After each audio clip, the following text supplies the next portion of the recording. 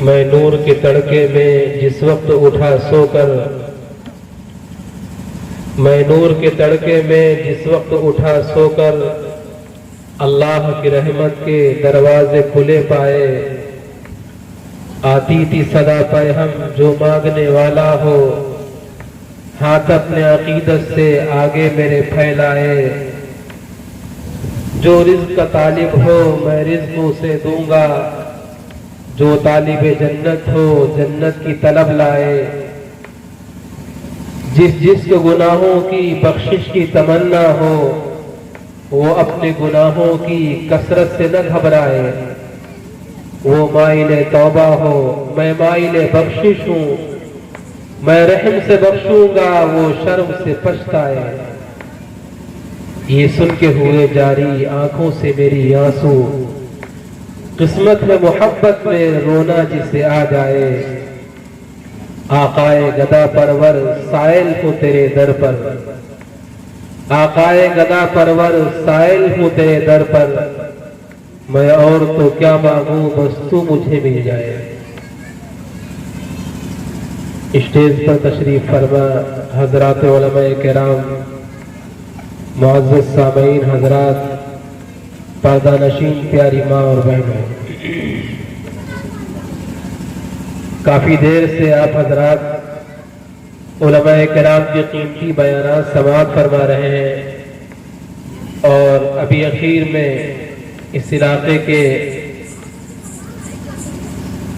امیر رہبر اور رہنما حضرت مولانا کمال صاحب دامت برکاتہم کا نہایت ہی اہم اور قیمتی بیان آپ کو سماعت فرمانا ہے۔ بیچ میں حکم ہوا ہے، مسلسل چونکہ طبیعت خراب چل رہی ہے، شاید آپ کو آواز سے محسوس بھی ہو رہا ہو، تھوڑی دیر آپ حضرات سے گفتگو کر کے اجازت چاہوں گا۔ میرے دوستو، آج ہم مسلمانوں پر جو پوری دنیا میں حالات چل رہے ہیں، تقریباً سبھی ان حالات سے واقف ہیں۔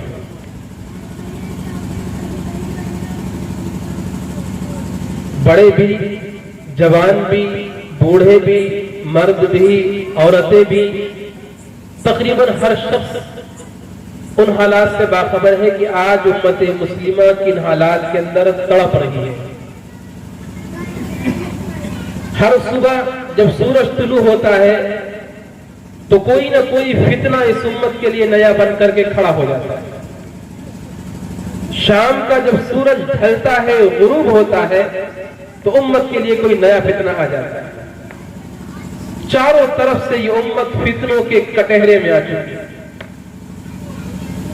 ابھی ایک مسئلہ ختم نہیں ہوتا ہے، دوسرا شروع ہو جاتا ہے، دوسرا ختم نہیں ہوتا ہے، تیسرا شروع ہو جاتا ہے۔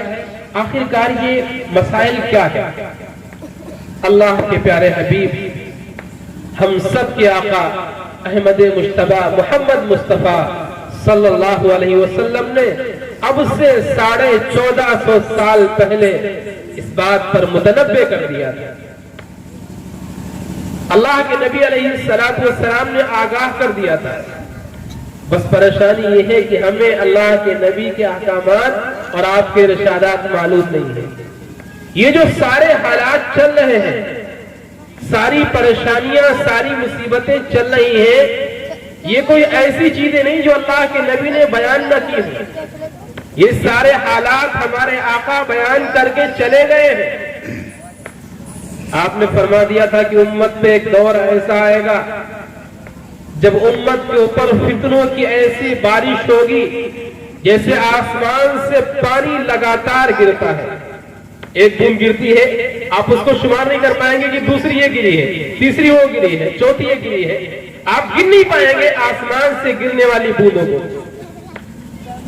اسی طریقے سے امت پر فتنے ایسے آئیں گے کہ آپ ان فتنوں کا شمار نہیں کر پائیں گے کہ یہ پہلا فتنہ ہے، یہ دوسرا ہے، یہ تیسرا ہے، یہ چوتھا ہے۔ آپ نے فرمایا دوسری حدیث کے اندر ایسے فتنے آئیں گے جیسے رات کی تاریکیوں کے ٹکڑے، مغرب کے بعد میں ہلکا ہلکا اندھیرا ہوتا ہے، اور بڑھیں گے اور ہو جائے گا، اور بڑھیں گے اور ہوگا، اور بڑھیں گے اور ہوگا. جتنی رات بڑھتی جائے گی تاریکی اور اندھیارا بڑھتا جائے گا.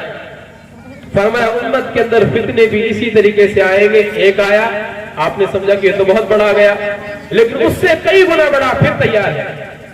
ابھی وہ نمٹ نہیں پایا، اس سے کئی گنا بڑا آپ کے دروازے پر کھڑا ہوا ہے. میرے دوستو، آج امت انہی حالات کے اندر گھری ہوئی، بے شمار مسائل، بے شمار مصائب، بے شمار فتنے امت کے اندر رونما ہو چکے ہیں. سارے فتنوں کو تو بیان نہیں کیا جا سکتا ہے. آج ایک مخصوص موضوع لے کر کے میں آپ کے سامنے بیٹھا ہوں، اور وہ مخصوص موضوع اور فتنہ پوری امت کے لیے بہت ہی کڑھن اور چبھن کا باعث ہے. جب بھی وہ مسئلہ سامنے آتا ہے، جن کے دل میں ایمان کی غیرت ہوتی ہے، اسلام کی حمیت ہوتی ہے، ان کا کلیجہ پھٹنے لگتا ہے. جو لوگ موبائل چلاتے ہیں، سوشل میڈیا سے جڑے ہوئے ہیں، یا اخبارات پڑھتے ہیں، یا خبریں سنتے ہیں، آئے دن یہ خبر بڑی تیزی کے ساتھ میں آ رہی ہے کہ ہماری مسلمان بیٹیاں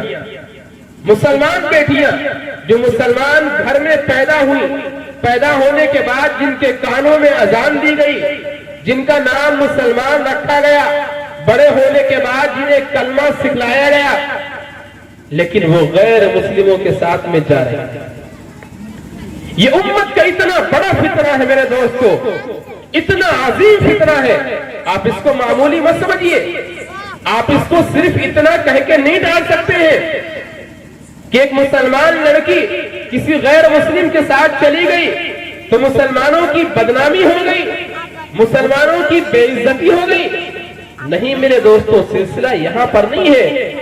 یقیناً مسلمانوں کی بدنامی ہوئی، مسلمانوں کی بے عزتی ہوئی، لیکن آپ نے یہ نہیں سوچا کہ وہ لڑکی جو اسلام کو چھوڑ کر کے، دین کو چھوڑ کر کے غیر کے مذہب میں گئی، اس کی دنیا برباد ہوئی ہے، اس کی آخرت برباد ہوئی ہے، اس سے پیدا ہونے والی نسل برباد ہو گئی ہے. میرے دوستو، یہ بہت بڑا فتنہ ہے. پوری دنیا اس کی برباد ہو رہی ہے، اس کی آخرت برباد ہو رہی ہے.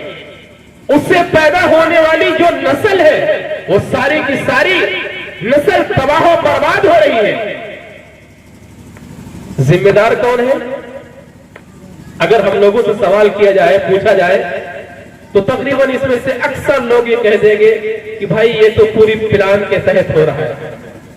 غیروں نے پلان بنایا، اسکیم بنائی، اپنے لڑکوں کو تیار کیا، ہماری معصوم بچیوں کو اپنے جال میں پھنسایا، محبت اور عشق کے جال میں پھنسا کر کے ان سے شادی بیاہ کر لیا، ان کی دنیا کی زندگی کو برباد کر دیا، ان کی آخرت کو برباد کر دیا. تقریباً سب کا جواب یہی ہوگا.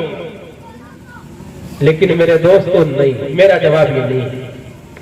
یقیناً ان کی پلاننگ ہے کہ آج نئی پلاننگ ہے.